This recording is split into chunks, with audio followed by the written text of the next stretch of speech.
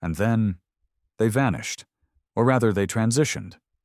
Mapungubwe's prominence faded around 1300 just as Great Zimbabwe's began to rise. Historians still argue whether climate change played a role, droughts perhaps, or shifting river paths. Others point to social unrest, internal conflicts, or trade route evolution. You're starting to get used to that phrase, historians still argue, because really it's what makes the journey delicious. Every stone has multiple stories, every absence a mystery.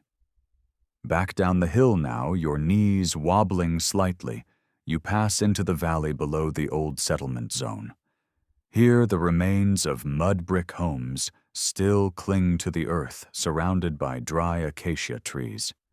You imagine smoke curling from a central hearth, laughter over a morning meal, a child chasing a chicken with more confidence than coordination.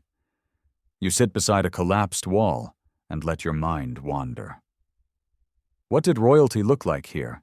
Not crowns and thrones, but symbolic animal figurines? Gold beads sewn into leather cloaks, authority conveyed through rituals, ancestors' elevation. Probably no royal decrees, just consensus, or maybe fear, or both.